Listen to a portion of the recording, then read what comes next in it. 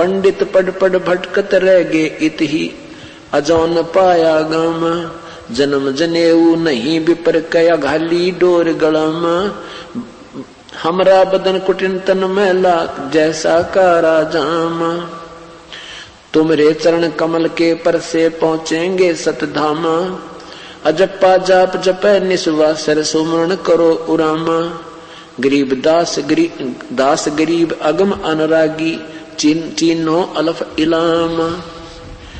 अब क्या बताते हैं परमात्मा कि जब हमें ये पूर्ण परमात्मा की महिमा समझ में आएगी तब हम इन रहस्य युक्त सदग्रंथों को समझ सकते हैं, क्योंकि हमें अभी तक पूर्ण रूप से तत्व ज्ञान नहीं प्राप्त हुआ और न ही ये सदग्रंथों का ज्ञान हमें इन अनजान लोगों ने दिया, क्योंकि इनको स्वयं ज्ञान नहीं था। इसलिए सारी महिमा श्री कृष्ण और विष्णु के ऊपर आधारित कर रखी थी। उसी का भ्रम खंडन करते हुए परमात्मा बताते हैं कि ये सब कबीर परमात्मा की ही रजा से उन्होंने ये सारे खेल किए थे। ये आपके कुछ दिनों बाद समझ में आएगी कहानी। क्या बताते हैं? बोले गुरुआ गर्भ न कीजय ताते पाहन कदे न रीजय, ये बाल मुकंद बोलत नाही लटक बिहारी लूटे, गुरुआ का सिर मार पड़ेगी थरा पेंडा कदे ना छूटे, गुरुआ का सिर फरुआ फोड़ो गरते काट घसीटे, इसके पीटे पाप नहीं है इसको निश्चय पीटे। कैसे गुरु को जो गलत ज्ञान प्रचार करता है, इस शास्त्र विरुद्ध साधना करता है, कहते उसका जूते मार देता, कोई पाप नहीं, क्योंकि वो आपका पक्का दुश्मन है। इसी विषय में कह रहे हैं, या देवल में देव नहीं है पान पता से खाई, बिल्ली बीट शीश पर कीनी कुतरे ने धार लगाई। ये मूर्ति पूजा के ऊपर जीव को जहां बैठे हो तुम, इसमें कोई शक्ति नहीं है, ना कोई मुक्ति होती है। इस पर बिल्ली घूम रही है, कुत्ता उसके ऊपर पेशाब कर रहा है, और अगर वो परमात्मा होता उसमें तो कहते हैं बिल्ली देव बिडारत नाही, मूर्ति में कुछ खोरी, या देवा में अजमत नाही, कुत्ते की टांग क्यों ना तोड़ी। क्या कहते हैं कि अगर ये तेरे भगवान में कि शक्ति थी तो इस कुत्ते की टांग क्यों ना तोड़ दी जो उसके ऊपर पेशाब कर गया भगवान तेरे ठाकुर के ऊपर। अब पहले तो हमारे पूर्वज श्रद्धालु बहुत थे, डरने वाले थे परमेश्वर से, और इन नादानों ने उसका नाजायज फायदा उठा लिया। अब किसी ने कोई डला धर दिया, यो भगवान है, अच्छा जी आप जो कह रहे हो सही है गुरुदेव, क्योंकि गुरु के वचन की अवहेलना करना पाप होता है। लेकिन इन नादानों ने अंडोला बना दिया सभी का। मूर्ति कह नहीं श्रवण जिसमें गुरुआ घंट बजावे, उस मूर्ति का कान ना कोई आंख ना, और उसका आगे कहते तुम घंटी बजाने लग रहे हो, वो ना सुन सकता पत्थर, ना कुछ कर सकता तुम्हारा। खीर खांड का भोजन धर के अपन ही गुटकावे, कहते उस भगवान के नाम पर खीर खांड अच्छा बढ़िया भोजन बना के और भगवान का आगे का भोग लाऊं घंटी बजाऊं का आप खावा, उसने नाम भगवान का लेता है। बैरागर की खान नहीं रे पाहन गांठी बांधे, या गुरुआ का लीतर लाओ ये गुरुआ सब आंधे। ऐसे गुरुओं का लीतर लाओ, ये निकम्मे तुम्हें बड़े उलझाए बैठे, तुम्हारे अनमोल जीवन को बर्बाद करें। ये सब अंधे गुरु हैं जो गलत साधना शास्त्र विरुद्ध साधना बताते हैं। जड़ के आगे चेतन नाचे अंधे कूदे गावे, गरीबदास इस पूजा से तीन नर पत्थर हो जावे। कितनी प्यारी कहानी बताते हैं कि जड़ के आगे नाचे कूदे और गांव में इस पूजा से कहते नर भी पत्थर हो जाते हैं। यही कारण है कि बेचारे भक्तिहीन हो जाते हैं, भावना रही को नहीं, ना उनके कोई काम ठीक से हुए, और अब गुटी सूटी लाने लगे, आपस में खेचा तानी लड़ाई झगड़े पत्थर हो गए, अब किसी की मानते नहीं। के बताते हैं गुरुआ गाम बिगाड़े संतो गुरुआ गाम बिगाड़े। इन गुरुआ ने गांव बिगाड़ दिए, इन निकम्मिया ने गांव में बैठे हैं, कितने डबों में बैठे हैं। गुरुआ गांव बिगाड़े संतो गुरुआ गांव बिगाड़े, ऐसे कर्म जीव कहला दिए बहुर जड़े ना जाड़े। ऐसे उल्टा ज्ञान फिट कर दिया, ऐसी शास्त्र विरुद्ध ज्ञान से साधना पर इतने आधारित कर दिए, अब ये कहने से भी नहीं मानते। पत्थर को परमेश्वर कहते या नंदा बड़बारी। अब कबीर साहब, गरीबदास साहब, आदरणीय गरीबदास साहब, पूज्य कबीर साहब जी तथा अन्य महापुरुष परमेश्वर से परिचित होने के उपरांत जब तत्व ज्ञान बताने लगे तो लोग कहने लगे तुम निंदा मत करो किसी की। जैसे आज दास के साथ यही स्थिति है, हम कहते हैं सच्चाई और अनजान लोग कहते हैं आपके महाराज जी तो सबकी निंदा करते हैं। परमात्मा कहते हैं निंदा तो तुम कर रहे हो नादानो, उल्टा ज्ञान दे करके। तो क्या बताते हैं, तुम पत्थर को परमेश्वर कहो ये निंदा है कि गारी। सबसे बड़ी निंदा, सबसे बड़ी उल्ट काम तो तुम कर रहे हो। तुम हो निंदा के पात्र कि तुम गलत मार्गदर्शन कर रहे हो। पाहन को परमेश्वर कहते ये निंदा बड़ भारी, या की मोहे समझना पड़ी तुम पूजा कर हो अकगारी। या जो हड़का जल भर कह लाए चरना अमृत ठहराए, और जड़ के चरण धो कह दीने चेतन को फिर पाए। तालाब का पानी भर के लाया करते पहले, और भगवान की मूर्ति के चरणों पर डाल कर फिर नीचे पानी दूसरा पात्र में डाल के, और फिर कहते हैं पत्थर के पांव धो के और चेतन न प्याओ तुम। तेरा गजब भैया। 10 लाख जंत जीव जा उपजे यो चरण अमृत नाही, या मैं छोट गनेरी पांडे समझ देख मन माही। सालक सिला धो कर पिए से हरदा पत्थर होई, चरण कमल में चरणामृत है जिस पीवत ना कोई। कौवा मछ मीन जल पिया बिष्टा की न्यामाही, गुरुआ कहत गारा लाए जुग जुग छूटे नाही। भरम विदूषण शब्द हमारा कोई गावे कोई रोवे, पांडे को तो परख नहीं है या खिचड़ी मोहम्मदी धोवे। सालक सिला गांठ के बांधे तीर्थ चले परादी, समझ न पड़े परख नहीं आवा ये बड़े ज्ञान के वादी। वाद विवाद करने में तो तेज हैं और गलत साधना में पक्के ढंग से लग रहे हैं। और हमारा जो ज्ञान है ये भ्रम विदूषण है, ये भ्रम विनाशक है। हमारा जो ज्ञान है, हमारे जो मंत्र हैं ये बिल्कुल निसंशय, बिल्कुल सत्य हैं। इनसे सब भ्रम नष्ट हो जाता, हमारा कोई सुनता नहीं हमारी बात को। बैरो भूत मसाणी पूजे दुर्गा देवी ध्यावे, उती कह तो तब ही बाजे बकरे आण कटावे। बेड़ पूछ को पंडित पकड़े बादो नदी बिहंगा, गरीबदास व भवजल डूबे नहीं साध सत्संगा। परमात्मा की प्यारी आत्मा आदरणीय गरीबदास साहिब कहते हैं कि वो इस संसार रूपी 84 लाख योनियों में डूब जाएंगे, इन्हीं में पड़े रहेंगे जिनको संत का सत्संग नहीं मिलता।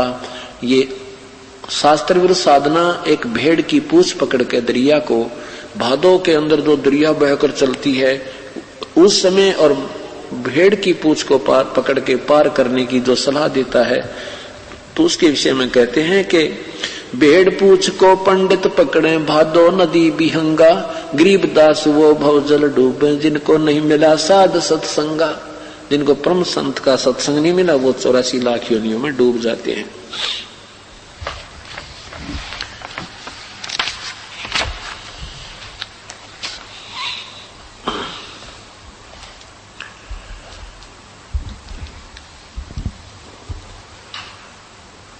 अब परमात्मा के विषय में चर्चा चल रही है कि वो पूर्ण परमात्मा कौन है। वो परमेश्वर चारों युगों में आते हैं। जब परमात्मा द्वापर युग में आए थे उस समय उनका नाम करुणामय था, और परमेश्वर के शिष्य एक सुदर्शन नाम के शोपच अर्थात वाल्मीकि जी, वाल्मीकि जाति में उनका जन्म था। वो प्यारी आत्मा परमेश्वर की सच्चे शिष्य बने, और एक इंद्रमती नाम की चंद्र विजय राजा की पत्नी थी द्वापर युग में।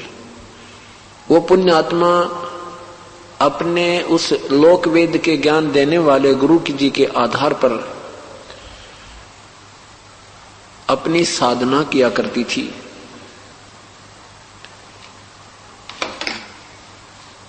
गुरुजी ने, उसके गुरुदेव ने बता रखा था कि व्रत उपवास करना, भगवान विष्णु और शिव की साधना करने से और भूखों को भोजन खिलाना एक अति आवश्यक होता है। व्रत रखना आदि जो साधनाएं प्रचलित आम लोक वेद के आधार पर हैं, ऐसे उस गुरुदेव ने उस लड़की को, इंद्रमती को साधना बता रखी थी। ओम नाम का जाप करना, ओम नमः शिवाय जाप करना आदि आदि जंतर मंत्र दे रखे थे। और एक विशेष ज्ञान दिया था कि तू पिछले जन्म में शुभ कर्म बहुत कर रखी है बेटी, इसलिए तू रानी बनी है। आपके द्वार पर कोई भी आ जावे उसे भूखा मत जाने देना, प्रार्थना करना, भोजन करवाना। और ज्यादा लाभ होता है जो साधु संतों को भोजन कराया जाए। तो आप अवश्य एक साधु को प्रतिदिन भोजन कराया कर, संत को।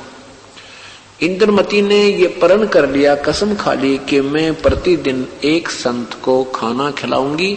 और इस बात को याद रखने के लिए कि मैं कहीं भूल ना लग जा, मैं पीछे खाना खाया करूंगी, पहले किसी संत को भोजन कराया करूंगी। ये उसने एक अपना शपथ ले ली, आप अपना एक प्रण कर लिया।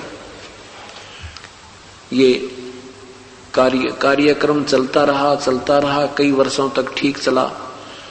एक समय क्या हुआ कि कुंभ का मेला आ गया। कुंभ के मेले में ये सभी तीनों गुणों के उपासक ये उस पर भी स्नान करने के लिए प्रस्थान कर गए।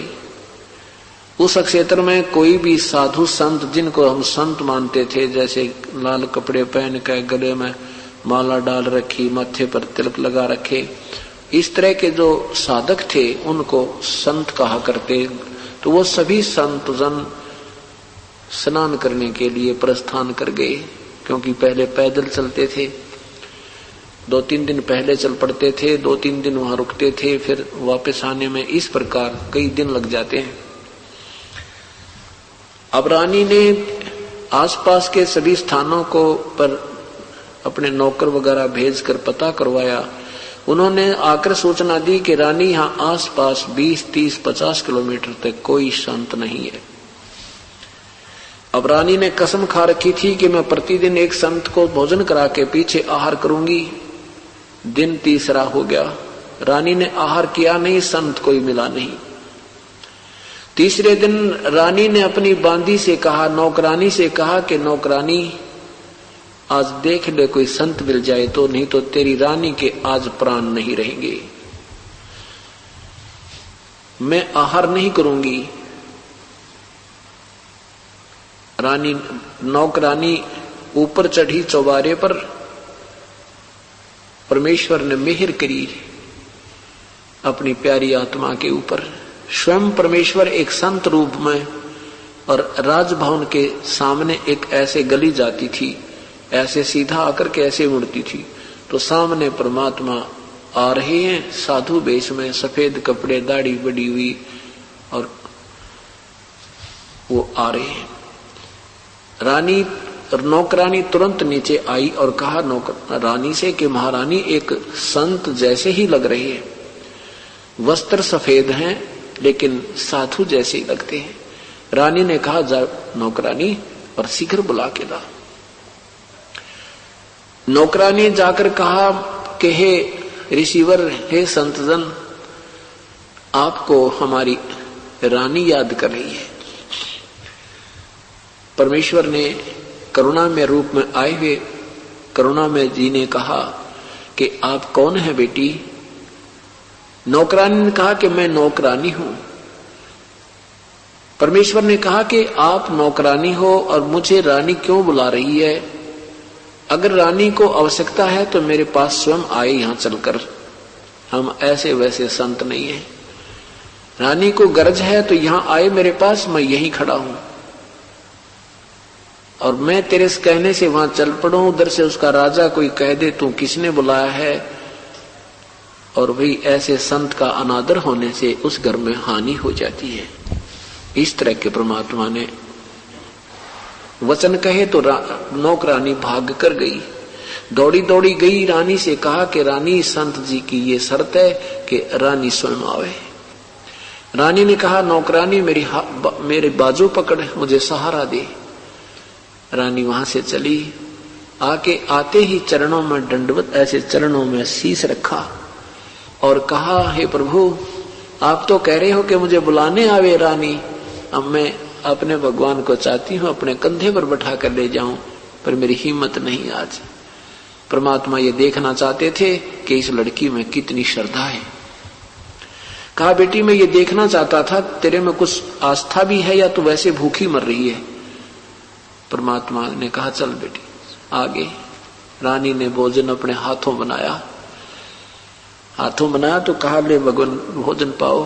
परमात्मा ने कहा बेटी मेरा तो शरीर आहार करने का नहीं है, मेरा शरीर ये 5 तत्वों से बना नहीं है। ऐसे हाथ लाकर दिखाया, देख पकड़ बेटी हाथ, जैसे रुई जैसे हाथ होते हैं। रानी कहने लगी मेरे काम के कोना, आपका कैसा शरीर है, आप भोजन पाओ तो मेरी जान बचे, नहीं तो मैं भी आहार नहीं करूंगी। समर्थ उसी को कहते हैं। कहा ठीक है बेटी रख दे। परमात्मा ने वो सारा आहार कर दिया और कहा बेटी एक बात सुन मेरी, तुम ये जो साधना आप कर रहे हो ये कौन से शास्त्र से प्रमाण लिया तूने? ने बोले जी प्रमाण क्यों था, हमारे गुरु जी ने बता दिया हम कर रहे हैं। नहीं, शास्त्रों के अतिरिक्त जो साधना की जाती है वो व्यर्थ होती है। आपके गुरुदेव ने जो तुम्हें साधना बता रखी है, रानी ने वो जंतर मंत्र बताए, कहने लगे इससे तेरी जन्म और मृत्यु कभी नहीं मिटेगी और ये मंत्र तेरे ठीक नहीं बेटी। रानी ने कहा कि हे रिसीवर, हे संत जी, ये तो मैं देख रही हूं काफी दिनों से, जितने भी संत आते हैं वही यही कहते हैं तुम्हारा नाम ठीक नहीं, तुम्हारी ऐसी साधना ठीक नहीं। ये संत एक दूसरे से ईर्ष्या करते ही है, हमारे गुरुदेव ने जो बता रखा मेरे लिए फाइनल है। ऐसा टूक सा पकड़ा दिया।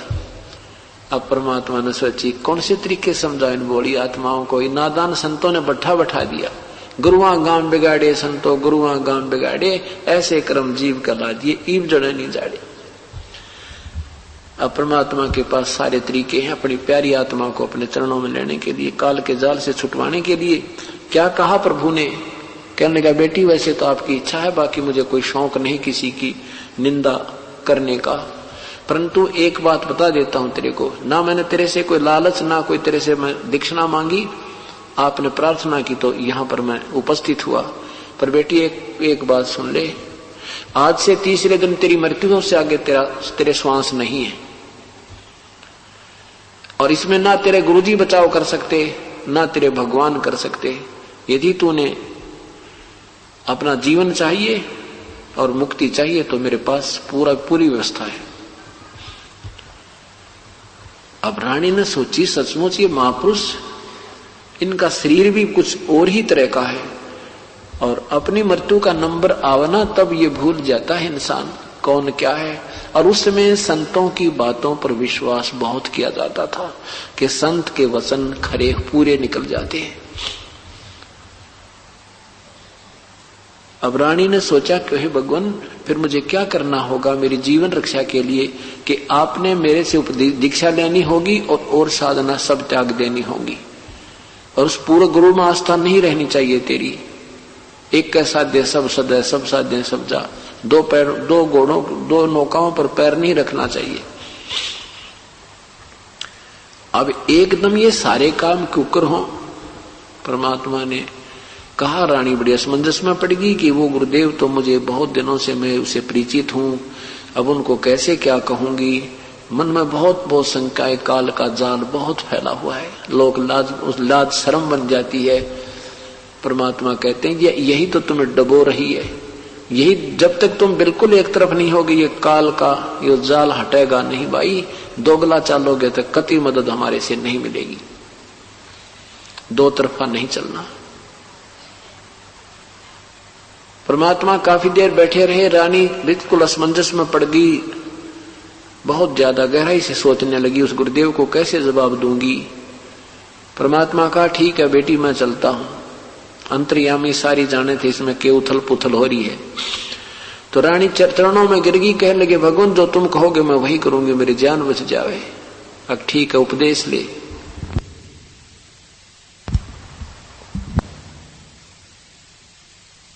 परमात्मा ने उपदेश दिया और कहा, और सुन ले पुत्री, तीसरे दिन काल आएगा, मेरा स्वरूप बनाएगा, तुझे आवाज लगाएगा, 2 मिनट तक तूने बोलना नहीं है, उसकी तरफ देखना भी नहीं है 2 मिनट तक, वो सिमरण करना जो मैंने तुझे दाप दे दिया है।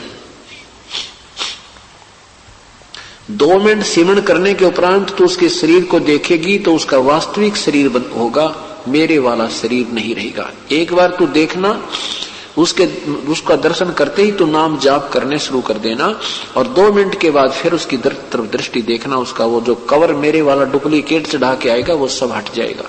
इस मंत्र में इतनी शक्ति है। और वो समझ जाएगा कि ये लड़की परम संत की शरण में है। परंतु इसमें एक मर्यादा है कि हमारा नियम मत तोड़ देना। पुण्यात्माओं, ये सत्कर मान लेना, इस परमेश्वर से मैं 17 साल से परिचित हूं। जिसने पूर्ण रूप से हमारा नियम निभाया है उसका कोई किसी प्रकार का कोई आकाज नहीं हुआ, कोई नुकसान नहीं हुआ, किसी प्रकार का हुआ है तो बहुत जबरदस्त हानि होनी हो और वो थोड़े में टली है। ऐसे ही परमेश्वर ये पूर्ण ब्रह्म समर्थ है, सर्वशक्तिमान है, दुनिया के दुख दूर करते हैं। हम उसी परमेश्वर की आत्माएं। अब इंद्रमती को पक्कम पता था कि संत जो कह रहे हैं ये सत्य है, और दिन 3 थे, कोई मर्यादा भंग नहीं होने दी, बिल्कुल साधारण रूप से लगी रही, विशेष कसक के साथ।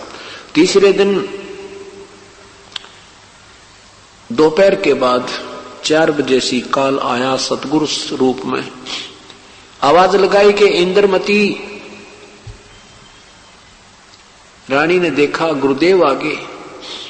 परमेश्वर ने कहा था कि उस दिन मेरे रूप में काल आएगा, तू उठ के सत्कार भी मत करना उसका, अन्य समय में। उसके बाद अगर गुरुदेव का सत्कार नहीं करोगे तो तुम नाम रहित हो जाओगे, लेकिन ये मेरा आदेश है उस दिन के लिए बेटी।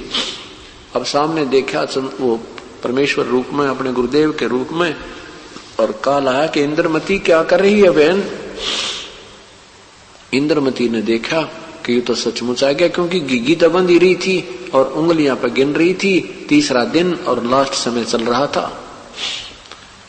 उसी समय सिमरण शुरू कर दिया जो मंत्र दिया था।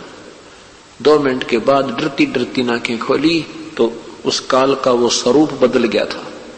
ओरिजिनल स्वरूप जो यम का था, काल का स्वरूप उसके ऊपर यूं का यूं दिखाई दे रहा था। तो उस काल ने भी देखा कि इसके मंत्र से तो मेरा वो कवर हट गया, तो जान गया कि इसके मंत्र में शक्ति है। आगे नहीं बढ़ा, फिर वो वहीं खड़ा हो गया। कहने लगा, इंद्रमती अब तो तू बच गई, तुझे फिर देखूंगा। इस बात से इंद्रमती गदगद होगी, हे भगवान सचमुच आज तो बात बिगड़ जाती यदि मैं आज परमेश्वर की शरण में नहीं होती। अब वो तो चले गए, काल तो चला गया। रानी फूली नहीं समावे, कभी नौकरों को बतावे, कभी राजा के पास गई कि आज मेरी मृत्यु होनी थी, मैंने जो गुरुदेव बनाए उसकी कृपा से मेरी मृत्यु टल गई। राजा कहता है कि तेरा भी दिमाग खराब हो रहा है, क्योंकि राजा नास्तिक था। नास्तिक था, वो परमात्मा की तरफ आस्था नहीं करता था और रानी को मना नहीं करता था। ये भी उसमें एक विशेष खासियत थी।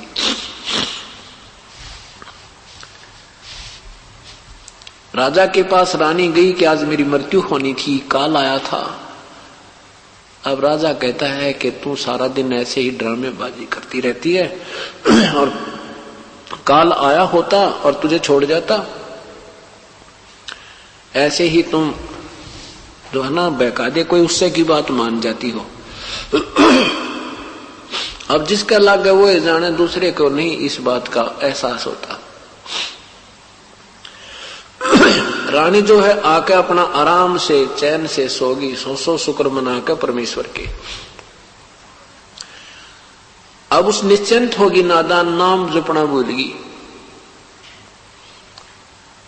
परमात्मा कहते हैं नाम निरंतर लीजिए जम की लगे ना फेंट। नाम का अंतर मत पड़ने देना, जिसमें आपको ये महसूस हो कि अब मेरे साथ कुछ ऐसा महसूस हो रहा है कि कोई घटना घटने वाली हो सकती है, उस समय में आपने सिमरन का चिंतन ज्यादा करना चाहिए। तो उसमें रानी अपना शुक्र मनाती मनाती सोगी। 2 घंटे के बाद काल सर्प रूप में आया और इंद्रमती की पैर में डंक लगाया। डंक लगाते ही इंद्रमती जागगी और कहा मैं डस ली, सांप ने डस ली, सर्प ने डस ली। नौकर भाग कर आए। उनके देखते ही देखते सर्प एक मोरी के अंदर से, एक सुराख के अंदर से बाहर जाता हुआ और उसकी पूंछड़ी सी दिखी। नौकर इधर से भाग कर आए, इतना अंतर ध्यान हो गया। अब रानी का शरीर सारा नीला हो गया और पुकार के अपने परम पिता को बेहोश होगी। इतने में परमेश्वर आए, राजा आ गया, सारे कुछ इकट्ठे हो गए और परमात्मा ने अपना एक जंत्र वैसे लोग दिखाने के लिए एक शब्द बोला और लड़की को जीवित कर दिया। बोलो सतगुरुदेव की जय। अब रानी से कहा कि बेटी आज मेरी शरण में नहीं होती और तू मेरे हर नियम का पालन नहीं करती, यदि तू आस्था जरा से भी तेरे पूर्व गुरु में रख लेती तो भी आज तेरी मदद मैं नहीं कर पाता। बेटा ये नियम होता है। अब दिन थोड़े थे, सूचना पूर्व थी, इसलिए रानी ने कभी श्रद्धा किसी में नहीं बनी। यह सत्कर्माना अपना जरा सा भी कोई भावना किसी अन्य संत में हम होगी तो अंतर्यामी है। पति भर्ता पद से हम गिरते ही मालिक साथ नहीं देगा। हम गुरु भर्ता पद से गिर जाएंगे तो भी परमात्मा की कति मदद नहीं करेगा। हम इसलिए यहाँ फंसे रहते हैं, हम इन नियमों का पालन ढंग से नहीं करते और मर्यादा बिना बात बने नहीं। अब परमेश्वर ने कहा कि बेटी अब तू चाहेगी ना तब तेरी मृत्यु होगी, चिंता मत करना, पर नियम मेरे सारे निभाना। अब तो उसको पता लग गया मेरी तो बात बिगड़ गई थी। वो पहले वाले गुरुजी आए, दूर रोटी खवाई और जाओ, चवन्नी नहीं दी उसको खाना। परमात्मा ने कहा आपके द्वार पर कोई भी आवे खाना खिला दीजिए, लेकिन जो गुरुद्रोही हो जाए उसको खाना भी नहीं देना चाहिए, वो पागल कुत्ता हो जाता है। ये सत्कर्माना जो गुरुद्रोही हो जाता है आपके गुरु का विमुख होकर के, और फिर वो क्या करेगा, आपके घर बैठेगा, आपकी गुरुदेव के बारे में को 19-21 कहेगा, आपकी भावना खराब कर देगा। वो पागल कुत्ते की तरह आपको भी पागल कर देगा, आपको डंक लगा के। और उसको साफ बता देना तेरे गुरुजी को कि मैंने अपना गुरुजी बना लिए हैं, आपका मेरा नाता खत्म है। अब वो पहले जो गुरुजी बना रखा था वो आया लठोड़ी लेके, ठीक है, आगे बैठ गए, आदर किया, जलपान कराया और स्पष्ट बता दिया जी मेरे साथ ऐसे ऐसे घटना घटी है, मैंने गुरुजी अपने पूर्ण संत से नाम उपदेश ले लिया। वो समझदार होते थे, पहले के संत इतने नहीं गिरे थे जो आज गिर चुके हैं। उसने कहा बेटी बहुत अच्छा किया आपने, क्योंकि हम रानी ने उन प्रसन्न किया उससे कि आप यहां तक ज्ञान देते थे, मुझे ऐसा ज्ञान मिला है। तो संत ने कहा बेटी मुझे आगे का कोई ज्ञान नहीं है, मैं आपको ब्रह्म नहीं डालना चाहता, और बहुत अच्छा हुआ आपने परम संत से उपदेश मिल गया, मुझे कोई नाराजगी नहीं है। वो अपना चला गया उठ कर। तो ऐसे हमने अपना पीछा छुटवाना है काल के दूतों से, किसी से कोई लाज शर्म नहीं करनी, हमने कति एक तरफ होना होगा। अगर डुप्लीकेट काम करोगे तो डुप्लीकेट लाभ मिलेगा, चाहे आप ऊपर तक कितना ही भगत बने दिखते रही हो, अंदर से जरा सा भी खोट हो गया मालिक मदद नहीं करेगा। इस मार्ग से मैं खूब परिचित हूं। और आज ये जो है 11वां वर्ष